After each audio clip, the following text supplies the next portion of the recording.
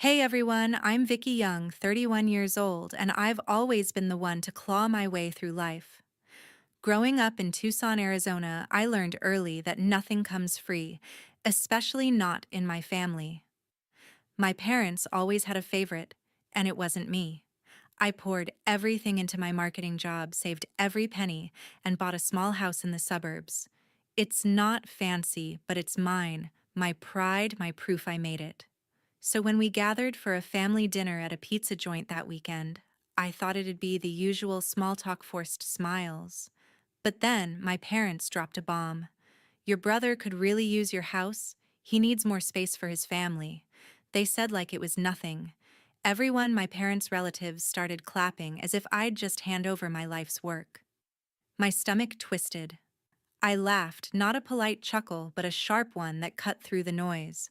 I stood up, heart pounding, and said something that made the whole table freeze. What I said changed everything, and not in the way they expected. If you've ever been blindsided by family, hit that subscribe button and stick around to hear how I turn the tables. When Tyler started his family, I thought pitching in was just what sisters do. My older brother, Tyler Young, always had a knack for landing in messes, and I was the one cleaning them up. He's a freelance graphic designer, talented but inconsistent gigs came and went, leaving his bank account a roller coaster. His wife, Vanessa Young, didn't help. She works part-time at a retail store, but her spending habits. Let's just say she treats every paycheck like it's Black Friday. They have two kids, Aiden Young and Sophia Young, who are 6 and 4, cute, but caught in their parents' chaos. It started small a few years back. Tyler called one night voice tight, saying their electricity was about to get cut off. I wired them $200 thinking it was a one-time fix. Then came the water bill, then another. Before I knew it, I was covering their utilities every few months. Vanessa would text Vicky, "We're in a bind. Can you help?"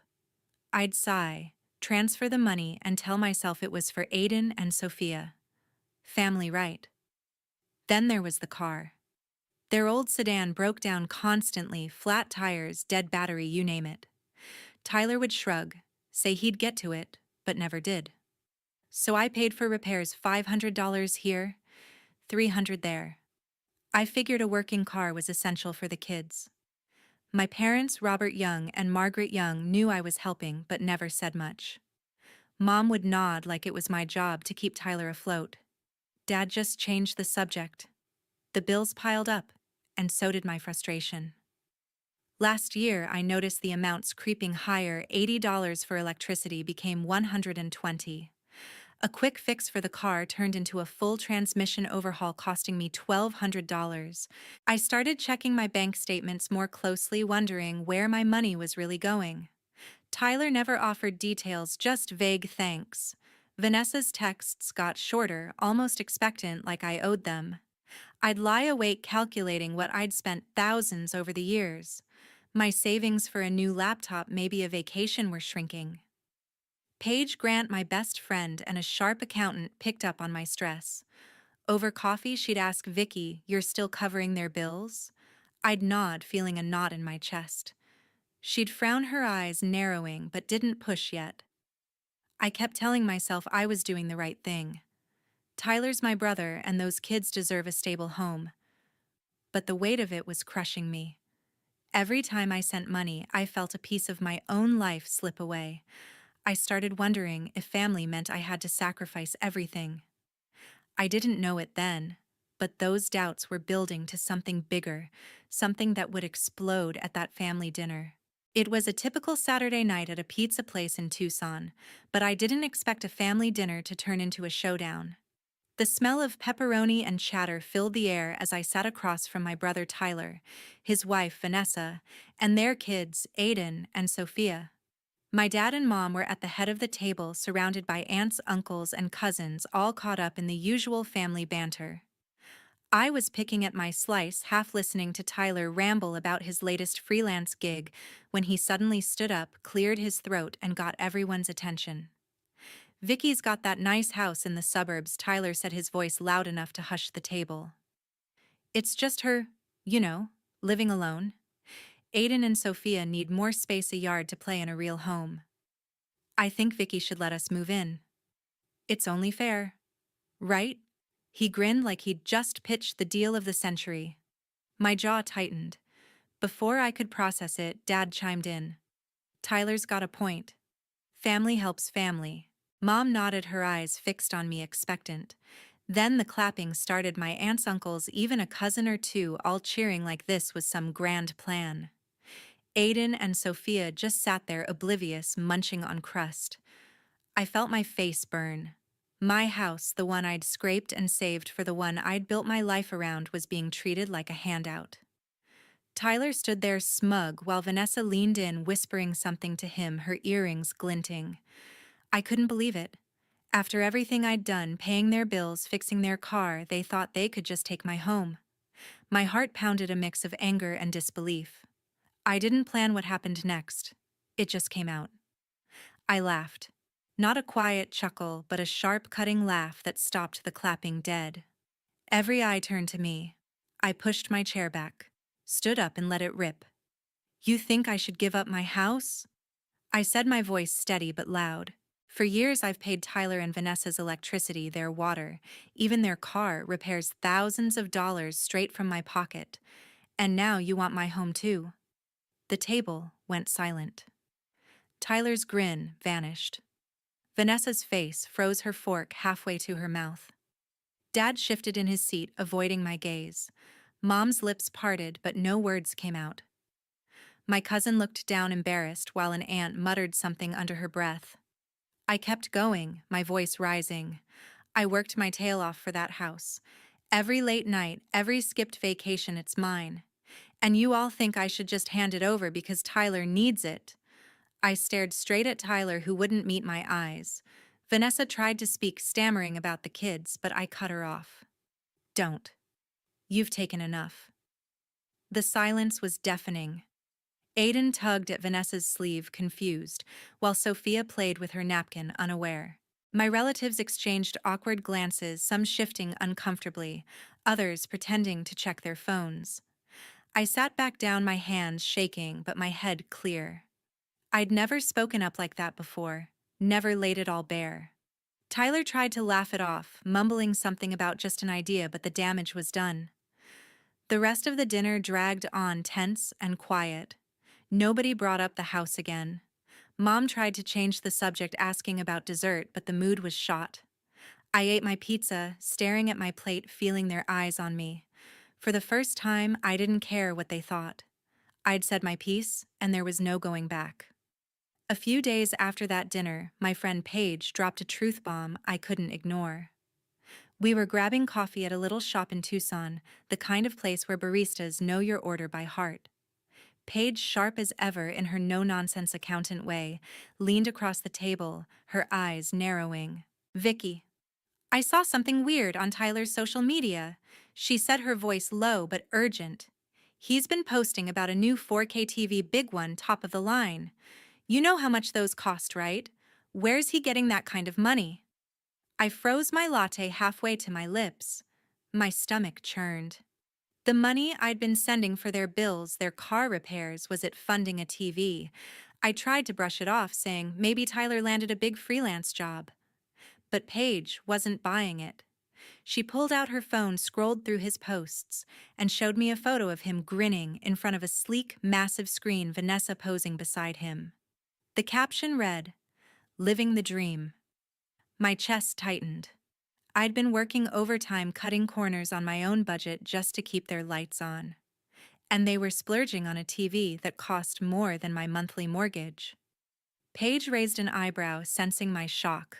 "There's more," she said, swiping to another post, a new gaming console, fancy headphones, even a designer purse Vanessa was flaunting. Each photo felt like a slap in the face. That night, I sat at my kitchen table, laptop open, diving into my bank statements. My hands shook as I scrolled through years of transactions. There it was, clear as day, hundreds of dollars every few months for Tyler's electricity and water car repair charges, $500 here, $1,200 there. But then I noticed something else. I'd been paying for their streaming services Netflix, Hulu, the works linked to my credit card for over a year. I never authorized that. And their phone bills tacked onto my account month after month without a word. I added it up thousands of dollars siphoned off for their lifestyle, not their necessities. My head spun. I felt like a fool betrayed by the people I'd sacrificed for. I called Paige, my voice trembling with rage. "You were right," I said. "They've been using me." She didn't say I told you, so just listened as I vented. "What are you going to do?" she asked. I didn't hesitate. By morning, I was on the phone with the utility companies canceling every payment tied to Tyler's name. I logged into my streaming accounts, changed the passwords, and cut them off. The phone bills I called the provider removed their lines from my plan. For the first time, I saw the truth: my brother and his wife weren't struggling. They were playing me. Every dollar I sent thinking it was for Aiden and Sophia went to their shiny toys. The betrayal stung deeper than I expected. I kept picturing Tyler's smug grin at the dinner, Vanessa's casual whispers like they deserved my money. I'd given up my own dreams, a photography course, a trip I'd always wanted to prop them up. And for what a 4K TV they didn't need, I paced my living room torn between anger and hurt. Paige texted checking in, and I told her I was done. "Good," she replied. "You don't owe them anything." She was right. I'd spent years feeling guilty, like I wasn't doing enough for family. But this wasn't family. This was a scam. Cutting them off felt like ripping off a bandage. It hurt, but it was freeing. I sat on my couch staring at the bank app on my phone, the balances finally mine again. I knew Tyler and Vanessa wouldn't take this quietly. They'd relied on me for too long, and I'd just pulled the plug. But I was ready for whatever came next. I wasn't the same Vicky who'd laughed nervously at that dinner. I was done being their ATM. The calls started the next morning, and then I saw what they were saying about me online. My phone buzzed relentlessly as I sat at my desk trying to focus on work. First, it was Mom. "Vicky, how could you do this to your brother?" She snapped, her voice sharp with disappointment. "Canceling their support, Aiden and Sophia need a stable home, and you're being heartless." I gripped the phone, my knuckles white. I tried to explain that I'd been funding their lifestyle, not their necessities, but she cut me off. "Family sacrifices. Vicky, you've got that house all to yourself. Think about the kids." Her words hit like a punch, but I held my ground, saying I was done bailing them out. She hung up, muttering about my selfishness. Then Tyler called, his tone desperate, almost pleading. "Vicky, we're struggling," he said. "The kids can't live like this. You've always helped us. Just one more time, please." I could hear Vanessa in the background coaching him, her voice low and urgent. It was the same old guilt trip, using Aiden and Sophia as pawns. I told him no, my voice firm but shaking. "You've had enough of my money," I said. He tried to argue, bringing up how I'd embarrassed them at the dinner, but I ended the call. My heart raced, but I felt a strange clarity. I wasn't falling for it anymore. Vanessa was next, texting me a novel-length message. "The kids are suffering because of you," she wrote. "How can you sleep at night, knowing Aiden and Sophia are in a dark apartment? You're their aunt." I stared at the words, my stomach twisting. I wanted to believe they were struggling, but after seeing their new TV and designer purse, I knew better. I didn't respond. I'd spent years letting their sob stories pull me back in, but this time, I saw through the act. Then came the social media storm. I was scrolling through Facebook when I saw it, a post from Mom, public for all our relatives and friends to see. "Some people forget what family means," it read. "Turning your back on your own brother and his kids. Disgraceful." My name wasn't mentioned, but everyone knew it was me. Dad shared the post, adding, "Raised a daughter who only cares about herself." Tyler chimed in with a comment. "Guess some people think a house is more important than their nephews and nieces." Vanessa's post was worse. A photo of Aiden and Sophia looking sad, captioned, "When family lets you down." My blood boiled. They were painting me as the villain, the ungrateful daughter who'd abandoned her family. Friends from high school, distant cousins, even neighbors were liking and commenting, piling on with how could she and poor kids. I wanted to fire back to post my side how I'd paid their bills for years, how they'd spent my money on luxuries. But I stopped myself. Engaging would only fuel their drama, and I was done playing their game. Instead, I reported their posts for harassment and made my profile private. My phone kept buzzing with notifications, but I turned it off, needing a moment to breathe. I sat on my porch staring at the Tucson sunset, feeling the weight of their words. For a moment, I questioned myself, had I been too harsh, but then I remembered the truth: they'd used me, lied to me, and now they were dragging my name through the mud because I'd said no. Talking to a coworker later, I vented about the posts. She shook her head, saying, "Families do that when they lose control over you." She was right. Their attacks weren't about Aiden or Sophia. They were about punishing me for setting boundaries. I went back to my house, the one they'd tried to take, and felt a quiet relief. I wasn't the one carrying their burdens anymore. I'd spent years trapped by guilt, thinking I owed them my life. Now, I was free. Their words online couldn't change that. I knew they'd keep pushing, but I was ready to stand my ground no matter what they threw at me next. It didn't take long for reality to hit Tyler and Vanessa hard. About 2 months after I cut them off, Paige called me during my lunch break, her voice a mix of disbelief and pity. "Vicky, you won't believe this," she said. "Tyler and Vanessa got evicted from their apartment. They couldn't pay the rent."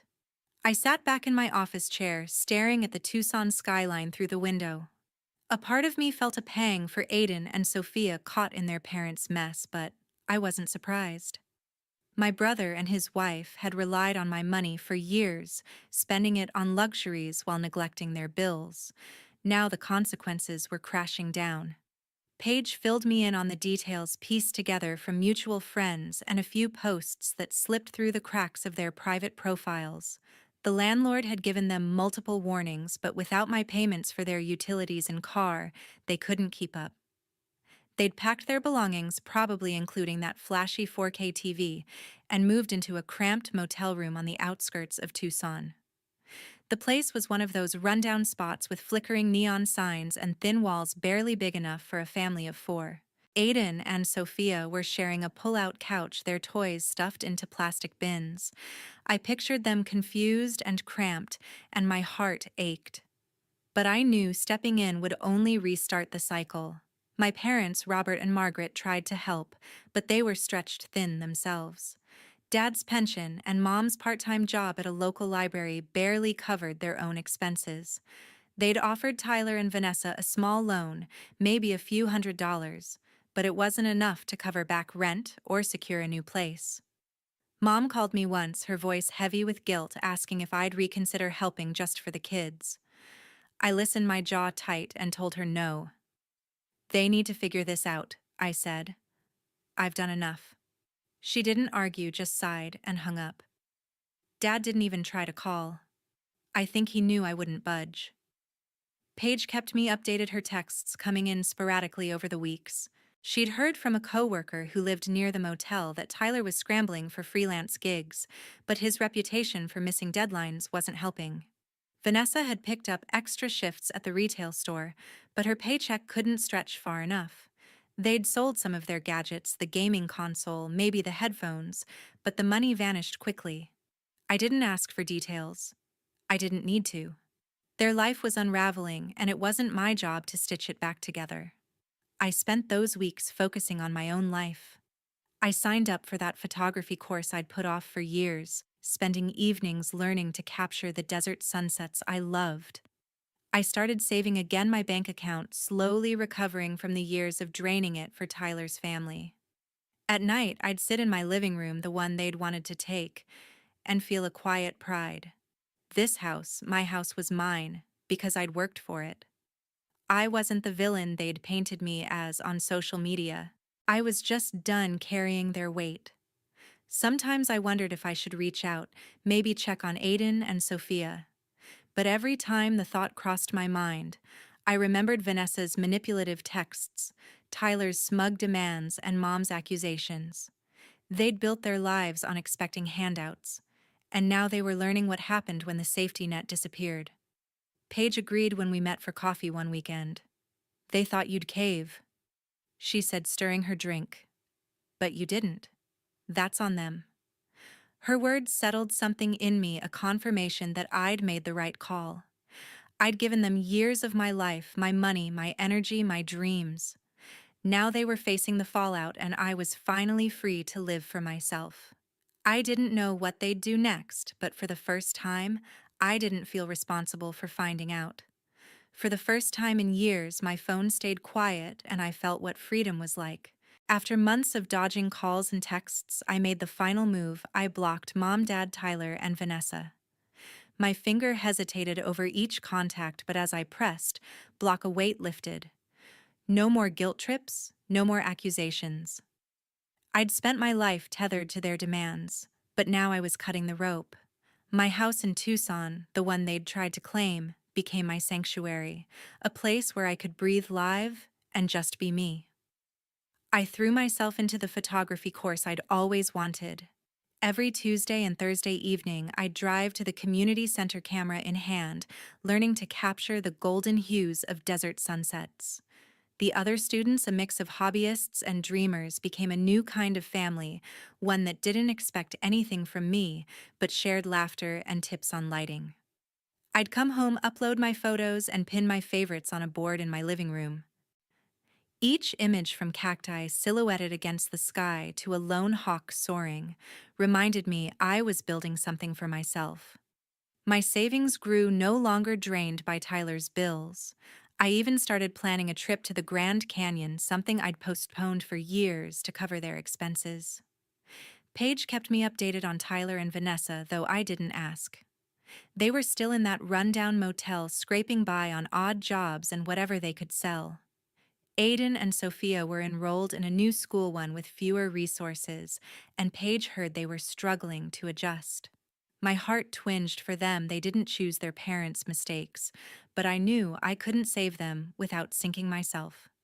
Tyler had taken a part-time job at a warehouse, but his inconsistent hours made it hard to keep up. Vanessa's retail shifts weren't enough either. Mom and Dad, stretched thin on their own budget, couldn't do more than send occasional groceries. Their lives were a stark contrast to the flashy posts they'd shared when my money was funding their toys. I didn't feel triumph, just a quiet resolve.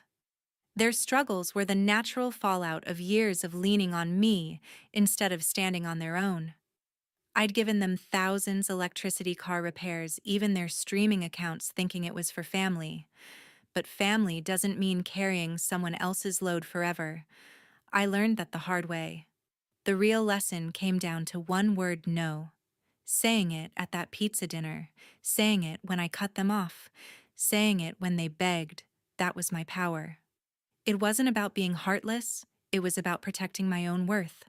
My family didn't define me. My house, my work, my photos, those did. Sometimes I'd sit on my porch watching the stars over Tucson and think about what I'd lost.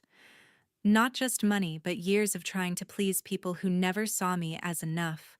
I'd wonder if Mom or Dad ever regretted their words, or if Tyler and Vanessa realized what they'd thrown away. But those thoughts faded faster each day. I wasn't angry anymore, just done.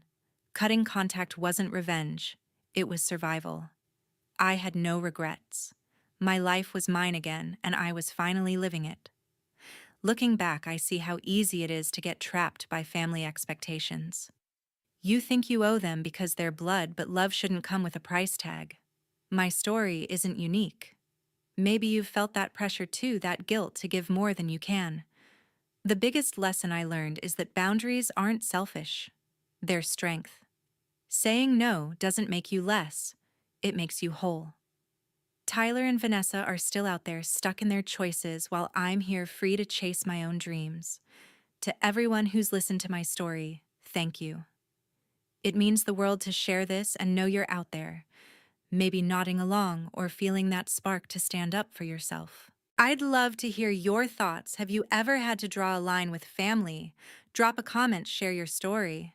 Let's talk about what it means to choose yourself.